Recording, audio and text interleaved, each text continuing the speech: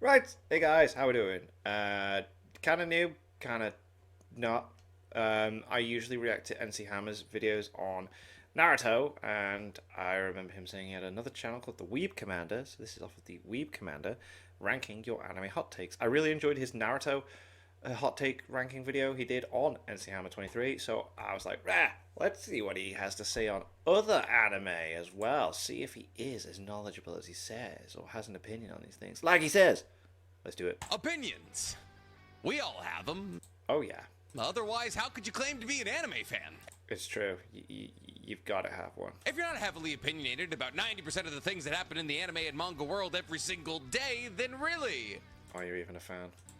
are you an actual fan? You are. You absolutely are. But the majority of fans online would probably tell you otherwise. But from this culture of everybody needing to have an opinion about basically everything was born the idea of hot takes, specifically as they pertain to anime. And thus, not only do the majority of anime fans have opinions about the things they either love or hate, but they also got a fair amount of anime hot takes. But since I'm always here in this chair, spewing my anime hot takes to the world, because that's literally my job, and you guys have the pleasure, I guess we'll call it, of listening to them, I figured today I would sit down and listen to your anime hot takes. So even though a fair amount of my videos are kind of dumb or salacious or have clickbaity titles, I still maintain a 98% like status on almost every single video I've ever posted on YouTube, which Just throwing out stats like bam, dick on table. is because of all of you, because you're all super nice and super sweet, and I love you. Thank you. Mwah. But regardless of how salacious or theoretical the video I'm making is, there's usually gonna be some version of an anime hot take somewhere in that video. Therefore, you, my subscribers, have been treated to an endless wave of anime hot takes from this face. But today, you're sitting in this seat, because today, I want to go through your anime hot takes and rank them based on whether or not it is actually a hot take Or if and it's whether or not I not. agree with it if it is. But what do I mean by that? Well, just because I agree with something doesn't necessarily mean that it's a hot take. And just because I disagree with something doesn't necessarily mean it's a bad take. If you're to say something like Konosuba is perverted and it makes me uncomfortable, I would say that's not a hot take. I mean, that's just an opinion, isn't it? That's objectively the truth, and while I disagree with you, it doesn't make me uncomfortable. The fact that it makes you uncomfortable isn't fine. crazy. I get It's that. a lot sometimes. So not only is that hot take not a hot take because it's the objective truth, and I don't think anybody would disagree with it, but also if it was a hot take, I wouldn't necessarily buy into it because the perversion doesn't make me uncomfortable. But where am I sourcing these hot takes from? Am I hitting the internet? Am I calling you guys personally? That would be nice. Yes, please. No. Yesterday, I posted on my community tab on the Weeb Commander channel you're currently watching this video on, and I asked you guys for your anime hot takes. And I got 793 comments, God which damn. is a lot. Now, this obviously means I'm not going to get to the majority of these hot takes. So I'm simply going to start at what is the top of my comments and work my way down. But if you left a comment in that community tab that I don't get along to, tell me in the comments below and ask me to make a part 2 to this video. And if this video does well, then we'll do exactly that. It's also Because I'm hoping for a part 2 for the Naruto ones. so important to note before we head into this video that we're going to be making a tier list, not ranking things. So I'll break down what the hot take is, what I believe the ideology behind Isn't a tier list the same as a ranking list? it is, and then I'll give it a rating of S to F. With an S-ranked take being one that I not only believe is hot, but also objectively correct, and an F-ranked take being one that I believe is not only not hot, but also is just incorrect. Stupid. And we got a lot of takes to get into today. Okay. So with no further ado, let's get into ranking my fans'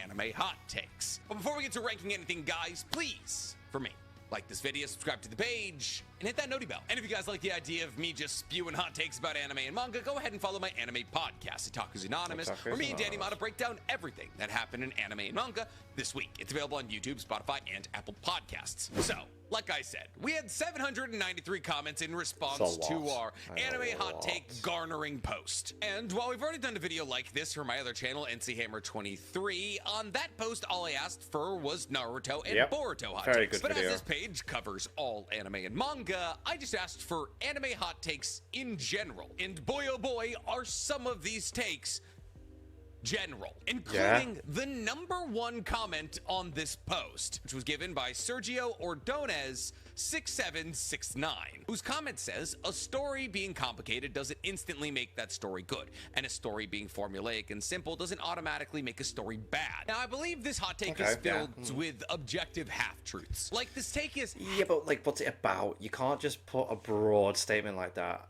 without explaining what complicated story you're talking about and what, you know? Halfway to being correct, but also halfway incorrect. See, because the idea behind the take itself is objectively correct. A story being complicated doesn't make it good. A story being simple doesn't make it bad. That's bang on correct. A great take. And ironically, even though that just sounds like the objective truth, in the anime community, it doesn't seem to be. And that's where this take gets more interesting to me, because we have to take the context of what this take is actually talking about into play here. Now, this is me making an assumption, but basically what I believe this take is talking about is that stories like Jujutsu Kaisen or Hunter x Hunter, which are known as more complicated shonen stories, aren't good just because of their complication. However, some people, when they see a sprawling power system and a massive world that needs to be explored and a bunch of rules that allow for this power system to be augmented in specific and unique ways, get excited about the possibilities of that lore and ignore a lot of the holes and problems with the manga or anime that they are watching. That is to say, the TLDR of what I just said is, some people see the complication of more complicated manga like JJK and Hunter x Hunter and assume just because there's a bunch of rules that inherently that's better. No, because the person was saying if it's got a complicated story, it doesn't make it bad. Jujutsu Kaisen and Hunter x Hunter don't have complicated stories. They have more complex, complicated power systems to understand. That's not the narrative. Writing. While on the other side of the argument, some people see a manga like Kagurabachi or Demon Slayer, two very straightforward stories about a boy on a revenge path using magical katanas to try and cut down the bad guys. I mean, it's a good... last season of Demon Slayer I've been quite bored with. Of the world. And some people look at those stories and how simple they are and say that they're inherently worse because there's no complexity. And here's the thing. I understand within the context of those 4 pieces of IP, that is the correct take. Kagurabachi and Demon Slayer are not bad because they're simple. And JJK and Hunter x Hunter are not good because they're complicated. In fact, some of the worst things about JJK and Hunter x Hunter is the complications. See, while Hunter x Hunter is much better at bookkeeping and auditing itself to make sure that there isn't massive plot holes that exist based off future actions that are counteracting something that was established 200 chapters ago, JJK has kind of been poking a couple holes in itself recently. And that's kind of system the fact of Gege not being as good as remembering everything he's written down as Togashi. All of this is to say that the things that make JJK and Hunter x Hunter good aren't the complications, but complications is too broad a word. CS, writing a story so complex that it's actually... I've taken that take so differently to how he has, but I do see where he's coming from with this as well. Stupid doesn't constitute good writing. But where we're using the word complicated here, because I would have said more like, even Gellion, it is good. Just because it's complicated doesn't make it good, though. Like, because it is a complicated story, but that complication within the story isn't what makes it good.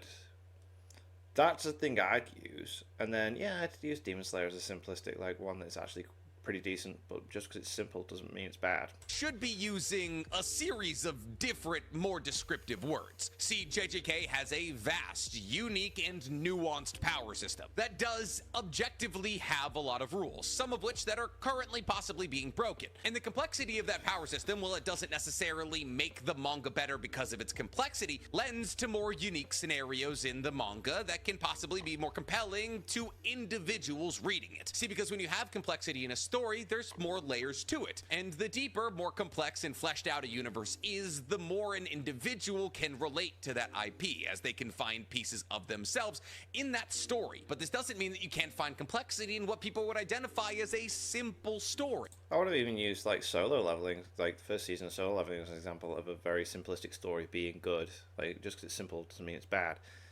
I really enjoyed season 1 of solo leveling. See, well, yes, objectively, Demon Slayer and Kagurabachi are much simpler stories than Hunter x Hunter and JJK. That's just from a plot perspective. Hey, Tanjiro's got to kill these series of demons in order to protect his sister because she's all he has left in the world. Cool. The bottom line of Demon Slayer is very simple, very easily understood, and easily digestible. However, the reason that Demon Slayer is one of the biggest anime on Earth right now is because of the complexity built out with the characters. See, because while the boat taking all the characters to the end of the story is going in a relatively straight line, the characters on that boat make the journey more interesting and more individualistic. And the same could be said for Kagurabachi, which is widely hailed as being too simple and too formulaic to be enjoyable. Though when you read it, you'll realize, oh, a lot of the characters are really fun, the art style is incredible, the powers are really cool, and so on and so forth. So while Kagurabachi is also heading on a straight line to its destination, it's about the stories you tell while on that journey. But this is only in the circumstance of two of the most popular manga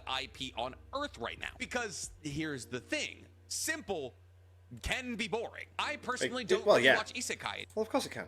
Simple can be very boring. Ooh, isekai, let's go. Because I feel as though every isekai is a hollow copy of other isekai I've already watched, and I enjoyed those ones. I don't need to rewatch them. Oh, I was going to say Mushoku Tensei, come on. He gets reincarnated into some kind of green fantasy world where he's the strongest thing. Oh, man, no, Mushoku Tensei is so good. That's ever existed, but everybody hates him for some reason until he saves the world. Now everybody loves him, he's got a harem, and they live on happily ever after. It's boring, it's simple, and it's formulaic. And that's the danger with using these words that can mean so many things. Yeah, but Mushoku Tensei is not. It's not formulaic. It's not simple. I never know where the story's going with Mushoku Tensei.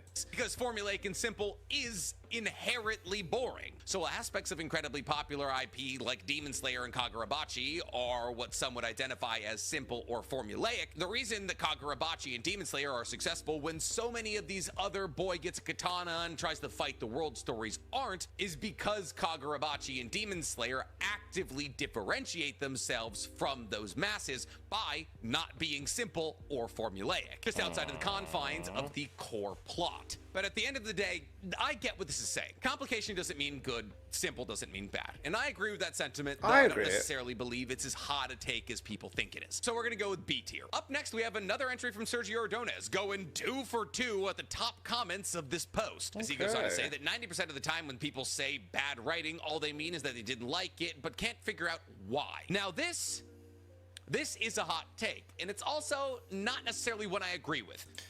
Yeah, sometimes when people don't understand the story, they just go, poorly written.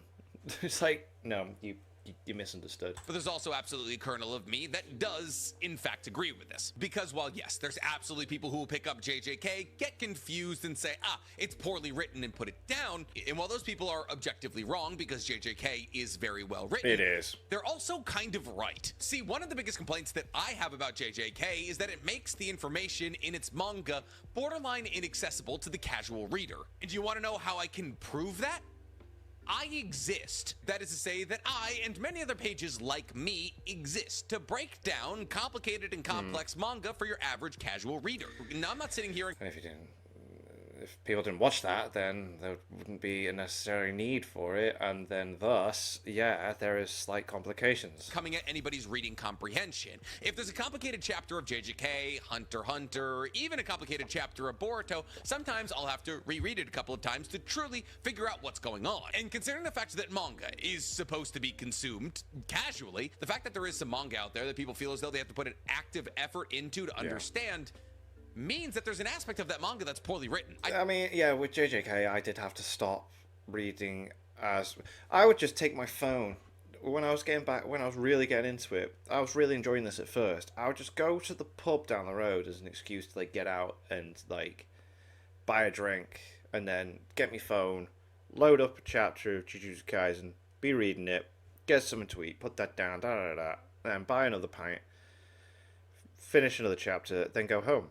So I'm just sat in the house doing that. And then it started to, like, do all the weird power system-y stuff and that. And I was like, So now, I've ended up not doing that. I still read it on my phone, but I do it at home. Whilst in between doing all this, so I can focus and pay attention, take it in. And it's not as enjoyable as it was at one point when I would just go to the pub down the road by myself and read it on my phone in a social environment. take incredible pride in my reading comprehension and my ability to break down what's happening in certain manga and anime to help the casual enjoyer understand and enjoy. It's basically what this entire page was built on. And thus, if somebody is to hypothetically pick up a manga and not understand it because of how it's written, inherently, that does lend itself to that manga being slightly poorly written. Gege's bad at explaining things, but he's incredible at foreshadowing and plot twists and character development. But the thing with this take is that somebody saying that a manga has bad writing could really boil down to one of two reasons. Either the manga is actually poorly written, or yes, they just didn't understand it and they don't know why. But I don't think people not understanding what they dislike about an IP and therefore just going for the bad writing route exists at a 90% clip. I'm gonna come out and say it right now. Go-Go Loser Ranger, at least the anime adaptation, is poorly written. Things are hardly explained. The universe seems messy. Oh god, okay. Like, I got 5 episodes in, I was enjoying it very much, and I'd just been distracted. I was waiting for it to finish to binge the rest, and I was finding it very enjoyable. I thought the characters were interesting. Okay, I mean, something's obviously changed then. Characters' motivations are all over the place. It is, just objectively, in my opinion, poorly written. And just right there, I orated why I believe it's poorly written. I feel as though this new season of Slime Isekai is poorly written. What? You have got to be kidding me. It's not poorly written, because it's not even complicated. I feel like Slime is a very straightforward, easy to follow story with added bits in between that add to the world building and lore. I love exposition dumps and world building as much as the next person, but I'm kind of a show don't tell person. If I wanted to watch a long-winded conversation, I'd read the light novels, not watch the anime. Although, yeah, there has been 2 episodes in this current season where it was a lot of conversation going on, so I will give him that. That's less being poor written and more being poorly drawn, but obviously the context of that is that the author would need to write characters into certain situations and have them enact ways in which these real-life political repercussions are happening around the globe instead of giving us a 20-minute tableside conversation. And a fantastic example of good writing in this circumstance is the Tengen and Gyotaro fight in Demon Slayer's Entertainment District arc, where Tengen, after finally figuring out Gyotaro's musical score, tells us he's figured it out and then displays to us physically how the technique works. Because the reading and watching comprehension of most people engaging with Demon Slayer would be able to suss out how this technique works simply by watching it instead of being told. That's good writing. But I definitely do agree that there's a lot of people out there who will throw out the idea that a manga or an anime is poorly written as an excuse to not explain what they dislike about the anime or the manga. So, I mean, he's right. When I went to uni and did my media, film, and TV degree, one of the biggest things I took away from it, and I still do agree, is that if you can show people what's happening perfectly on screen, like one of the best practices was to try and make short films with no dialogue and have the audience understand what's happened within those 3 minutes perfectly. That's perfect storytelling. So yeah, the show don't tell thing is you know, he's right, but sometimes as well, to make it seem like a more realistic situation within the story, like it's very apparent there are political things going on within Slime. I appreciate that they make it more grounded and have the actual conversations, you know, because sometimes in shows they go, yeah, but this person did this and you don't see it. With this, it's like they're trying to show everything. We'll say this one is C tier. And apparently we're done with Sergio's run of supremacy here, because coming up third, we have, I'm assuming this is under, UND6er. I'm going with under. Who says, I can't take any isekai enjoyer seriously, no matter how much they try to convince me that I Was Reborn as a Fleshlight is peak. Now, I Was Reborn as a Fleshlight doesn't actually exist, but you can imagine that it would. And I tend to agree with under here, but at the same time, I don't necessarily fully agree. But this definitely is a hot take. Isekai is one of the most popular genres in anime and manga today. Yeah, like every season you get at least 6 different isekais. And I'm aware I keep saying that I half agree, half disagree with all these takes, but that's because for the first 3, that's the situation. Okay. Let's break down what's wrong with isekai today, while also breaking down why it's completely fine to be an isekai enjoyer in 2024. The problem with isekai as a genre is ironically isekai enjoyers. What do you mean, Nick? Excuse me? Well, here's the thing. There is incredibly inventive isekai that come out every single year. Yeah. But isekai that decide to go a different route than, oh, this guy was a complete and total shut-in that yelled at his mother and fondled every woman he ever met, but then he got hit by a car and now he's a superhero that has a harem, don't get picked up with the same amount of love as the isekai that go that route. Like, for example, one of my favorite isekai in the last decade, Campfire Cooking in Another World with My Absurd Skill, it didn't get nearly as much love as what I believe to be is a less inventive, more boring, and more formulaic isekai in the form of Tsukimichi Moonlit Fantasy, which is currently coming out. That's because Tsukimichi Moonlit Fantasy is just an isekai, which did begin with a somewhat unique summoning sequence of the MC, but slowly... Easier to sell with a basic concept, I suppose, than easy to sell with a more complex isekai concept. But surely the MC has devolved into just your standard isekai MC copy and paste. To further my point, the literal best isekai, outside of Konosuba, in the last decade is Sunny Boy. I was going to say Escaflowne, but I don't think it's not been the last decade, has it? Escaflowne is one of the best isekais out there, though. Which plays out like a trippy version of Peter Pan. It's unpredictable, ambitious, and while it doesn't necessarily land in the best place, it's willing to break out of the isekai tropes that keep so many other isekai IP in a tiny little box. Now, Saga of Tanya the Evil and ReZero are good.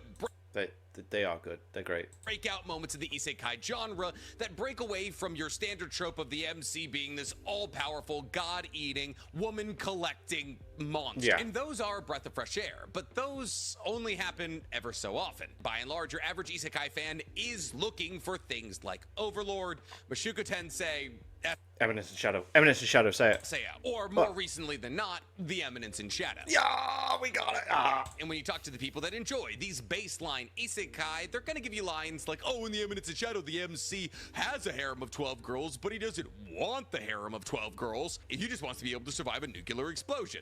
No, my take is that, right, Eminence in Shadow is this guy that's super OP and is just like slowly in the background, like, well, no, he's just doing his own thing, going out there trying to like do mad stuff, and then in the background you're learning, oh, all his actions are actually affecting the whole world and he has no idea whatsoever, and it's his harem of women that are making sure that that's okay, but they're under the belief that the main guy is fully aware, and that's what makes it entertaining.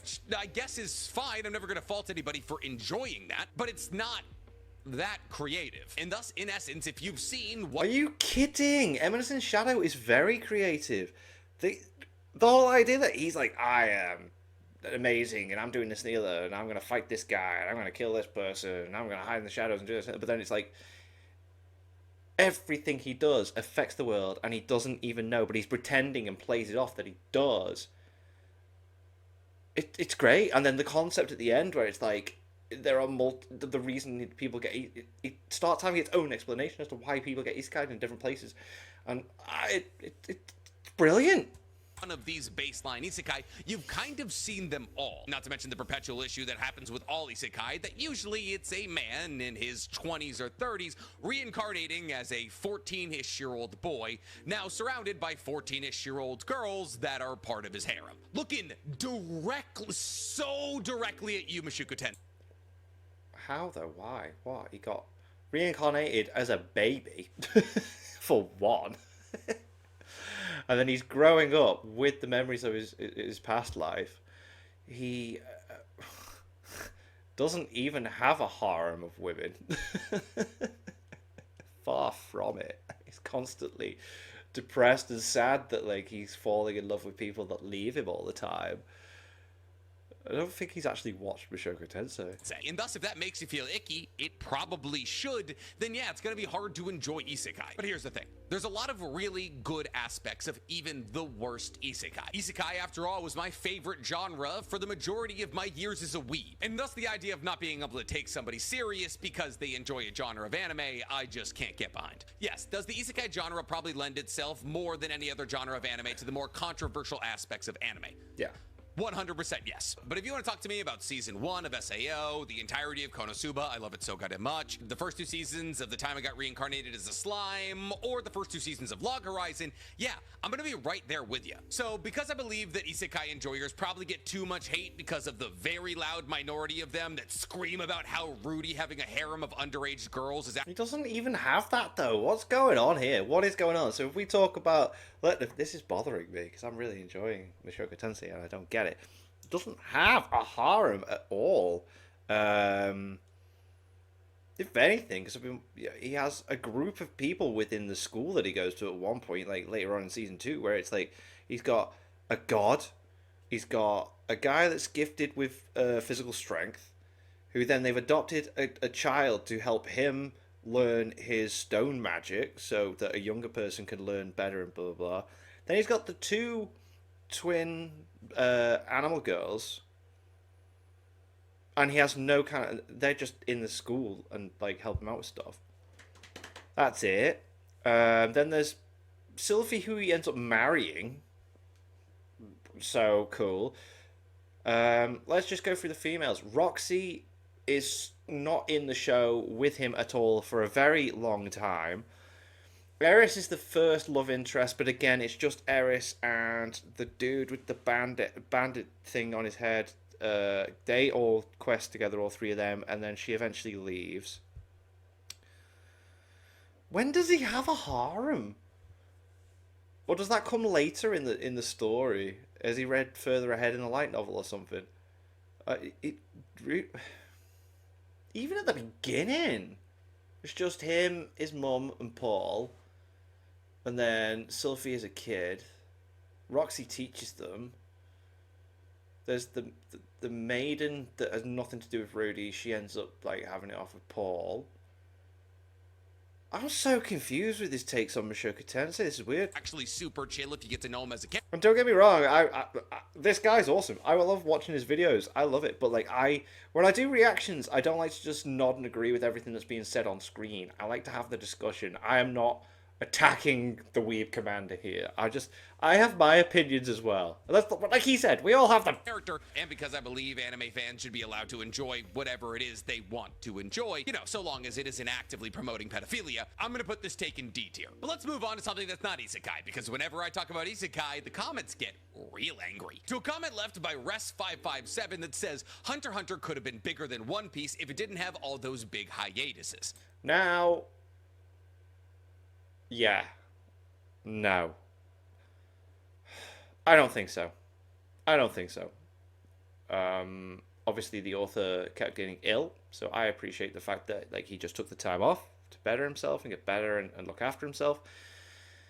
But when you think about the scope of the world of Hunter x Hunter, it does not compare to what One Piece offers, and I don't agree with that. And here's the thing. This is, in fact, a hot take. And it is one that I agree with more than any of the previous hot takes. See, coming out never saying that something could compare to One Piece is a hot take, because it's gonna get you yelled at. So let me break down exactly why I do agree with this hot take. See, for those of you who don't know, Hunter x Hunter began its manga serialization in 1998, which is objectively 6 months after One Piece. Yeah, I was gonna say that's very close. As One Piece's first chapter came out July 22nd, 1997. Now, this means that if Togashi had released with the same regularity as Oda for Hunter x Hunter, there is a possibility if Hunter x Hunter's story was still continuing, it would be as long as One Piece. So within the capacity that Hunter x Hunter has the ability to be as long as One Piece, without the hiatuses, I agree with this hot take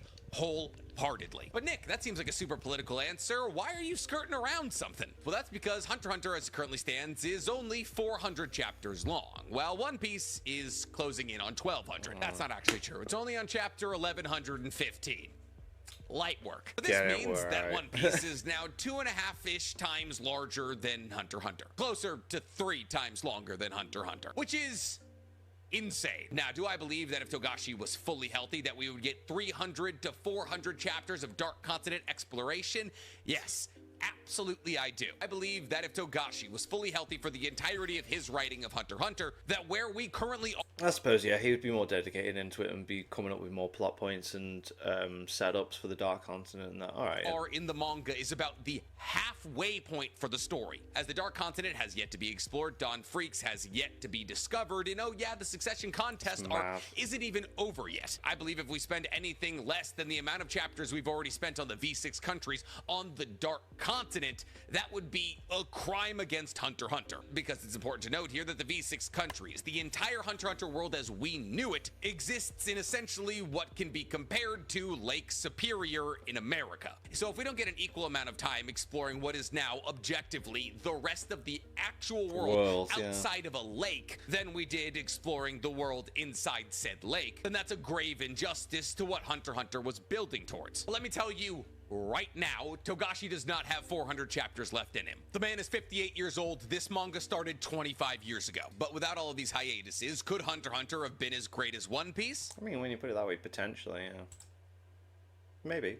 Honestly, yes. But also at the same time, probably no. See, here's the thing. One Piece is kind of a simple story. I know. It is, but it also has a really interesting world building, like, stuff going on in the background. Oh, this is the real hot take built in here. But One Piece is just about defeating a series of bad guys. You gotta defeat the 7 warlords, and then the 4 emperors, and then CP0, and then the 5 elders, and then the king whose name I'm forgetting. Emu. And then you get to Laugh Tale, and then you're the king of the pirates. Now, I'm not saying that One Piece is a simple story. It has some of the greatest world building, character development arcs, and just cast in the history of anime and manga. And that world building and character development is what makes the story complex. But where One Piece prevails over Hunter x Hunter as a possible 1,000 chapter manga is the continuity of a key theme. And the continuity of One Piece's key theme is that the government is bad. That is what keeps the story put together. Hunter x Hunter doesn't really have one of those. I see, if you were to identify a key theme to Hunter x Hunter, it would just be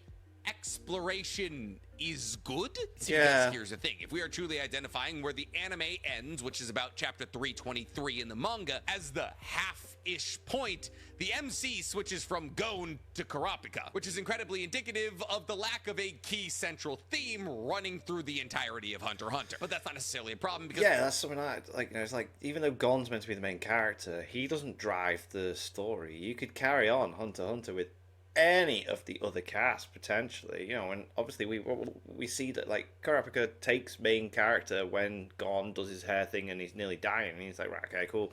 We see it. You could take any of these 3 guys now, Leorio, Kurapika, and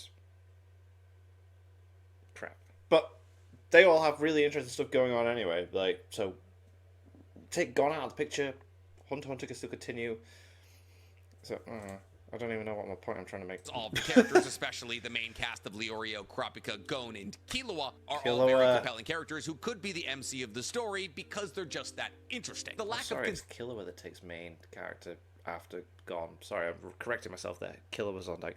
Killua takes the main character. Consistency in terms of tone and theme makes it a bit harder to say, oh, Hunter x Hunter could be this 1,000-chapter journey. Now, I do genuinely believe if you gave Togashi a healthy body and allowed him to fully explore the Dark Continent, his world building would be better than that of One Piece's. But to say that it would be bigger than One Piece is kind of a stretch, because One Piece is a more accessible, I know that sounds crazy, story than a 900-chapter version of Hunter x Hunter. Simple sells, and One Piece, while complex for all of you One Piece fans, is objectively kind of simple. And listen, Hunter x Hunter's only 400 chapters in, and half of you probably haven't read the manga because you've heard about how many walls of text there is. So I would sit on the take and say that Hunter x Hunter is a better and bigger and grander story than One Piece if it was a full 800 chapters long.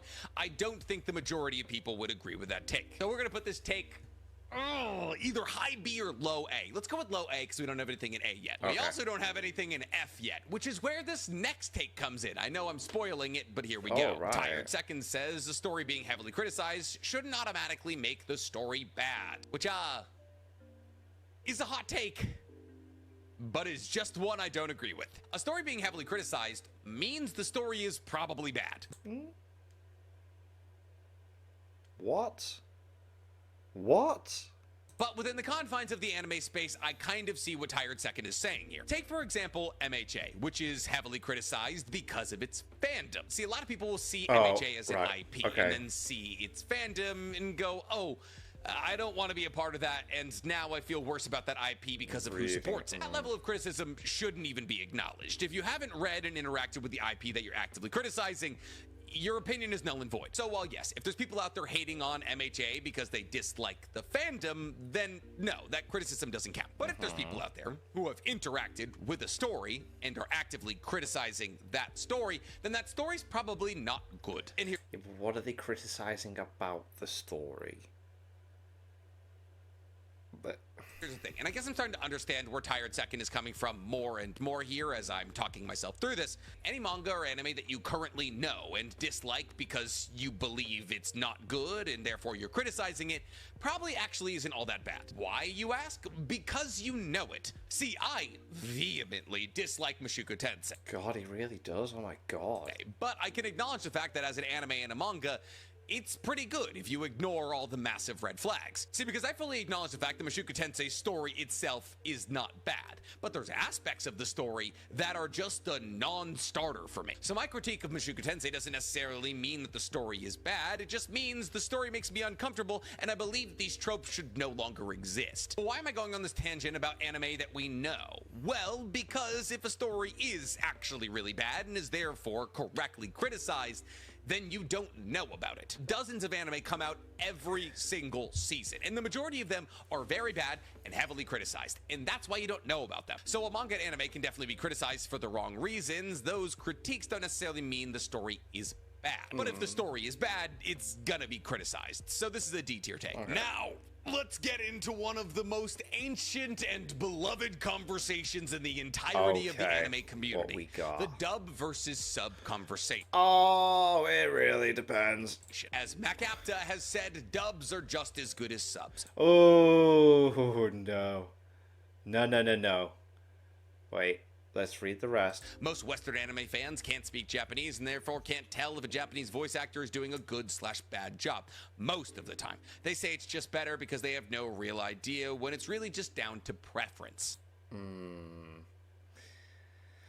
Don't agree. Now, in the dub versus subs conversation, this is a hot take. The majority of people in the anime fandom prefer subs, Yeah. but MacApta is saying that dubs are just as good as subs. And while I believe that I think it is very circumstantial on this. I know I've been talking a lot about this, and I think I'd rather that than just sit and nod, like I said. Some dubs are really, really good. And I can kind of say what they're saying when it's like, I don't speak Japanese, so the emotion doesn't come through. But I think when you watch plenty of sub, you do tend to start to understand the emotion coming through. There's some mad moments, like ReZero, Season 1, Rem, Confessing a Love, Subaru. God, I watched that sub, and I was like, what the hell? I'm so sad. But at the same time, some dubs are brilliant. Full Metal Alchemist Brotherhood's dub is really good. The Escaflowne English dub, I keep bringing that up because just Escaflowne is one of my favorite animes of all time. It's just absolutely fantastic. I need to buy the DVD Blu-ray box set at some point, reminding myself. But yeah, you can get some really good dubs. But I do see what it's saying. It's like some people prefer it because they understand it, and but then sometimes the English voices they're trying to just copy the Japanese stuff and it doesn't feel as emotional. sometimes MacApta is correct, sometimes MacApta is incorrect. Yeah. But here's the beauty of the dubs versus subs conversation. Sometimes the dubs are better than the subs. Sometimes the subs are better than the dubs. And sometimes they're equal. Let's talk, for example, about Dragon Ball. Yo, Dragon Ball's yes. dub is better than its sub. If you don't think that, I'm sorry, you're wrong. Go on. Goku's voice in Japanese doesn't match his body. Go on. Sean Chamel does an incredible job, and who could ever complain about Chris Sabat? But I mean, I'm not complaining about the English version. I think the dub's great as well, but JJK's dub is worse than its sub. Maito's voice actor alone makes JJK's sub better than its dub. But on the other end of it, Gojo's voice actor is incredible. And while I didn't love Sukuna's voice actor in English initially, I've definitely grown to like it more. See, here's the beauty of the dubs versus subs conversation. neither is better. Yeah. Blind faith to either I dubs agree or with that one. subs is just the wrong way to go about enjoying anime. Because some anime are better in dub, and some anime are better in sub. I'm watching Konosuba right now, and I'm watching it while I'm working out. So I'm watching it in English, but I can fully admit to you that Konosuba is funnier in Japanese. And ironically, it's funnier in Japanese for the exact reason that this comment called out. See, it's funnier Yeah, in it's like Japanese you can't. He's saying you can't understand the emotional beats of the conversation. But yeah, I was saying you do get it with Konosuba. because I barely speak any Japanese, and thus the delivery of the lines, for some reason, tickles me a bit funnier. See, for those of you who watch Konosuba, you'll know that when people are talking about Kazuma, he'll often chip in by saying, "I'm Kazuma" in the background. Yeah, for some just reason, random in these bits, moments yeah. in Japanese, when Kazuma's going "Kazuma des," as opposed to "I'm Kazuma" in English, it's just funnier to me in funnier, Japanese. yeah. And here's the thing, I speak a fairish amount of Japanese, so I understand a lot of what's being said. And still, to me, that sub is funnier. But because MacApta is saying that dubs are as good as subs, I'm gonna have to say that this is a B tier take. Yeah, because it's like MacApta isn't saying can't that dubs disagree. are better than subs or vice versa. They're saying that dubs They're are as just good as as good. subs. And while I believe it's more of a case-by-case basis, It because definitely is. looking at them as equal, I'm gonna have to agree with this take. But just because I agree with that, but don't get used to the idea of me agreeing with your takes. Because up next we have a take that I've seen permeating across the internet in the last couple of weeks, and it is a hot take because every time I see it, I get infuriated. See, this hot take is presented to us by Alessandro Nova 7761, who says that Sukuna is the main character of Jujutsu Kaisen, and 99% of the gripes of the story are alleviated when viewing the story from that perspective. What? What? Okay.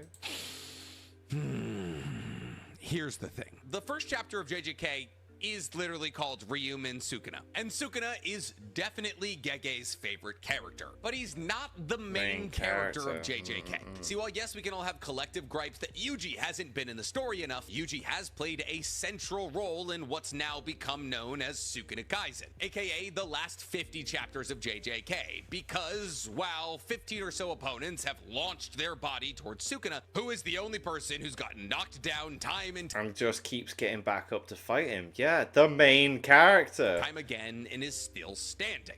Yuta, kind of, but also Yuji. See, calling Sukuna the main character of JJK is not only lazy, but it's also kind of reductive. See, it doesn't do justice to Gege's writing style. See, here's the thing. The majority of anime and manga fans are used to anime and manga holding their hands. They're used to once-in-a-lifetime legendarily strong villains being taken out by apparently more once-in-a-lifetime legendarily strong good guys. Madara is whispered about for the entirety of Naruto as the most legendary shinobi in the history of people holding kunai. And yet Naruto and Sasuke, after getting a power from Hagoromo, are able to box on par with him even at his strongest. And this is because Naruto and Sasuke are both legendarily powerful reincarnations of the children of God. Yakuba is literally the god of the Bleach universe, as strong as anybody should ever be. But because Ichigo is a combination of a Quincy, a human, a Fullbringer, got and everything. a Soul Yeah. Reaper, with also just like an insane amount of luck, eventually he figures out how to defeat Yakuba. And this story is as pervasive as the idea of anime and manga is. What Gege is doing is similar to what one is doing by writing One Punch Man. Gege is pulling the curtains on an age-old trope and making you look face to face with something that you've had in your anime and manga forever, but is now giving us a realistic ending to a story we all love. It's like, it shouldn't be that easy. It should not be that easy to beat the big bad. Sukuna is the strongest jujutsu sorcerer To ever of live. all time. Yeah, like, it should not just be taken down like, yeah, like, you... That's JJK. This is a more realistic approach to a bad guy like Sukuna. And in the golden age of Jujutsu 1,000 years ago, it took the combined efforts of everybody to defeat him. Now, 1,000 years later, when the Jujutsu Ooh, because I said he was defeated at one point, and people were like, no, he actually just got bored because no one could beat him, and he just cut off all his fingers, and then... society is much weaker than it was 1,000 years ago, things are not going as well. That makes sense. It tracks. So no, Sukuna is not the main character No, of he's not. JJK. He's just the first realistic representation Of of a the bad biggest guy, bad at yeah. the end of a popular story. See, because sometimes the biggest, most legendary bad isn't hitting his stride at the same time as the biggest, most legendary good. And if you make Sukuna the main character of the story, it doesn't alleviate the gripes revolving around JJK. JJK. Because if Sukuna was the main character of JJK and he was always supposed to win, the story would be incredibly boring. Imagine Sukuna was the MC of JJK. The story would be, I was an incredibly powerful sorcerer who the entire world teamed up against because I wanted no to one could beat them, me, and I just carried on being the strongest. And then slowly but surely I was consumed into another boy. I was switched into another boy after that, and now I'm slowly but surely killing the entirety of the Jujutsu Society again. There's no arc in any of it. He's not training, he's not necessarily getting more powerful outside of switching into bodies, and he's vowing his way out of every problem that comes his way. He's not compelling as an MC, though he is incredibly compelling as a villain. Yeah, Yuji's arc is substantially better written and more interesting for an MC than Sukuna's. And trying to say that Sukuna is the MC of Jujutsu Kaisen is just lazy, and it misinterprets what Gege is trying to do. So no, it's an F tier take. Damn. And I got time for 2 more here. So I'm going to do the 2 favorite that I've seen thus far in this comment scroll. The first of which is from one Tony Montana, who fortunately took some time away from being the world's biggest snow dealer to comment some anime hot takes for me. And Tony Montana's hot take, which is definitely a hot take, I agree with this instantaneously.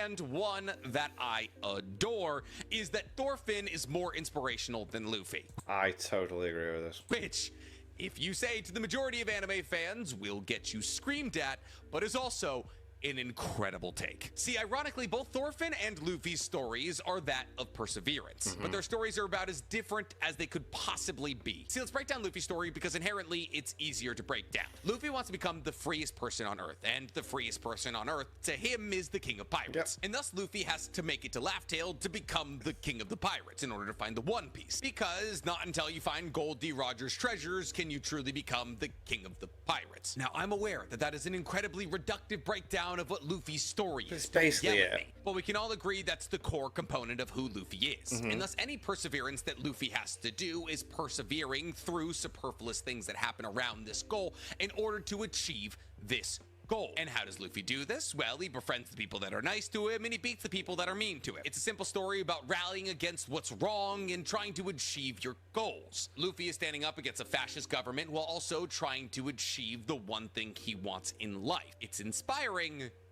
but not as inspiring as Thorfinn's story. No. See, Thorfinn's story is also a story of perseverance. Mate, Thorfinn's story is incredible. Season 2 really took me by surprise. Season 1 was incredible. Thorfinn's journey for revenge was just incredible. And then it's like, when you never get it, and you're never going to get it, your revenge, what do you do afterwards? And then it's like trying to find peace and trying to, forgive yourself for what you did to try and get that thing that you never got. Oh man, season 2 is incredible. Just I live on a farm now. Well, I'm a slave on a farm. Is a story about persevering in the face of calamity. See, Luffy is presented with obstacles. Thorfinn is presented with calamity. Thorfinn is born into a peaceful life from one of the most powerful men on the planet. But that peaceful life is snatched from Thorfinn, and thus he's thrown into a world of war by Askeladd. Now this leads Thorfinn down a dark path that ends with him killing dozens, if not hundreds of people, ghosts that haunt him to this day. And Thorfinn does all of this in the pursuit of finally one day achieving revenge against Askeladd, something he never gets. And if you were to impose this arc upon Luffy, this would be like if Luffy never found the One Piece and had to pivot to something else. Because that's what Thorfinn has to do. In the face of not getting his revenge against Askeladd, Thorfinn has to pivot, and thus instead he pivots to the idea that he has no enemies and that he has to achieve the peaceful life his father wanted for him. But in order to do this, Thorfinn needs to stop things like slavery and war from existing.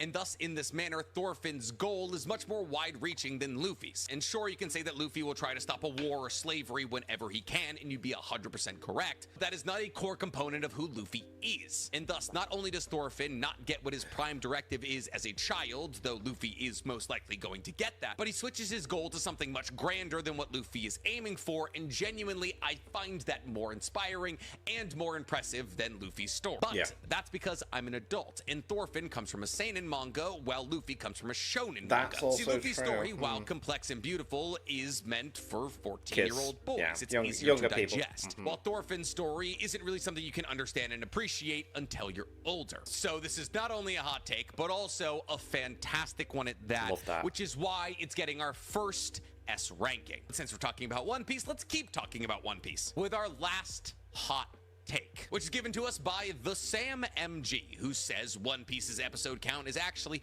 an unreasonably high barrier for entry. I think it's intimidating.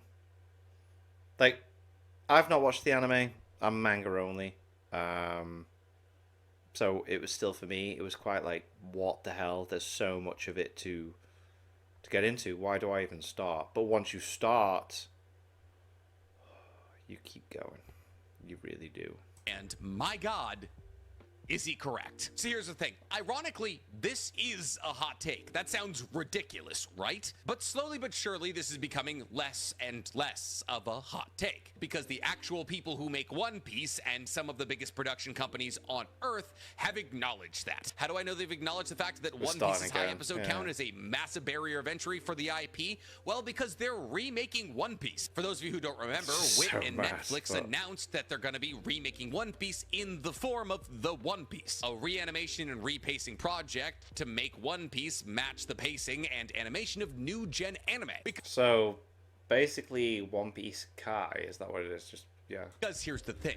One Piece's anime shouldn't be longer than 600 episodes. If we assume that One Piece was adapted... Yeah, I've heard that the pacing is just mad. That's why people hate Skypiea. Oh, I'd love to watch this, actually, and see Skypiea belly pace. At 2 chapters an episode, it would currently be sitting in the region of 550-ish episodes. And that's if we're assuming it's adapted at 2 chapters an episode, which is actually kind of slow comparatively to your average new-gen anime. So if the entirety of One Piece's manga was adapted in new-gen pacing style, it would be 500 episodes or less. But One Piece's anime is almost 1,100 episodes long, which is absurd.